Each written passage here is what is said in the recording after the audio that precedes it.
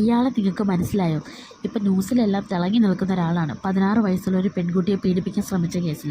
എൻ്റെ സംശയം അതല്ല, എന്ത് വിശ്വസിച്ചിട്ടാണ് ആ അമ്മ 16 വയസ്സുള്ളൊരു കുട്ടി അയാളുടെ റൂമിലോട്ട് കയറ്റിവിട്ടത്? നമ്മളൊക്കെ ജീവിക്കുന്ന 2026-ലല്ലേ? ഇത്രയും ബോധമില്ലാത്ത മനുഷ്യന്മാർ ഇപ്പോഴും ഉണ്ടോ എന്ന് ഞാൻ ചിന്തിക്കുന്നത്. ആ പെൺകുട്ടിയുടെ ഒരു ബന്ധു ഇതുമായി ബന്ധപ്പെട്ടിട്ടൊരു ഫോൺ കോൾ ഞാൻ ഇതിലിട്ടിട്ടുണ്ടേ, നിങ്ങളത് കേൾക്കണം കേട്ടോ.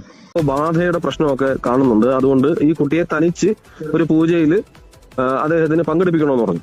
ബോധ്യപ്പെടുന്നതിന്റെ അടിസ്ഥാനത്തിൽ ഈ അമ്മ പുറത്തിരിക്കുകയും ഈ പെൺകുട്ടി അകത്ത് കയറുകയുണ്ടായി. ഇപ്പൊ അതിന്റെ വീഡിയോ ഒക്കെ ഞങ്ങളിലുണ്ട്. ഈ കയറി പോകുമ്പോൾ ഏറ്റവും അവസാനം ഒരു ബെഡ്റൂമാണ്. ആ ബെഡ്റൂമിൽ ഈ പെൺകുട്ടിയെ ഇയാൾ എത്തിക്കുകയാണ് ഉണ്ടായത്.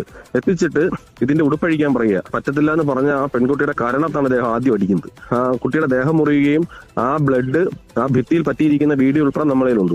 ഇദ്ദേഹം പെൺകുട്ടിയുടെ പുറകെ ഓടി വന്നിട്ട് പറയാ, പെൺകുട്ടിയെ തുടരരുത്, ആ പെൺകുട്ടിയുടെ ദേഹത്ത് ബാധ കയറിയിരിക്കുകയാണ്, നിങ്ങൾ കെട്ടിപ്പിടിച്ചാൽ നിങ്ങളുടെ ദേഹത്തും ബാധ കയറുമെന്നും പറഞ്ഞിട്ട് ഈ അമ്മയും കൂടെ പേടിപ്പിക്കാനാണ് ശ്രമിച്ചത്. ഇദ്ദേഹത്തിന് ഈ പ്രശ്നം വഷളാവുമെന്ന് കരുതിയിട്ട് ഇദ്ദേഹം ആ ജ്യോതിശാലയത്തിന്റെ പുറകെ കൂടെ ഇറങ്ങി ഓടുകയാണ് ഉണ്ടായത്.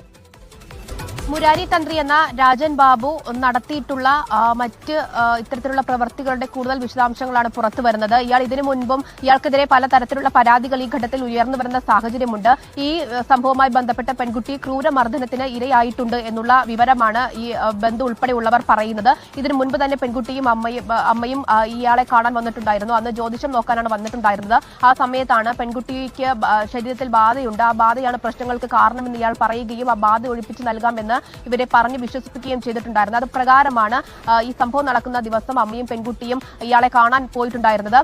ഇയാളുടെ ജ്യോതിശാലയം എന്ന് ഇയാൾ തന്നെ പറയുന്ന വീടിനെ കുറിച്ച് പറയുന്നുണ്ട്. ഇതിന്റെ ഏറ്റവും അകത്തേക്ക് ഒരു ബെഡ്റൂം പോലെയുള്ള സ്ഥലമാണ്. അവിടേക്കാണ് ഈ പെൺകുട്ടിയെ കൊണ്ടുപോയിട്ടുണ്ടായിരുന്നത്.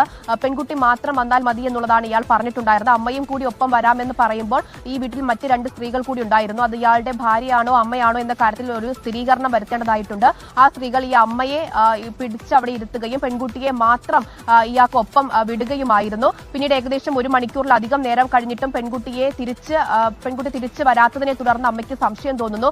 അമ്മ പരിഭ്രാന്തിപ്പെടുന്നുണ്ട്. പക്ഷെ അപ്പോഴും അമ്മയെ അനുനയിപ്പിച്ച് അവിടെ ഇരുത്താനുള്ള ശ്രമം ഈ വീട്ടിലുണ്ടായിരുന്ന മറ്റ് സ്ത്രീയുടെ ഭാഗത്ത്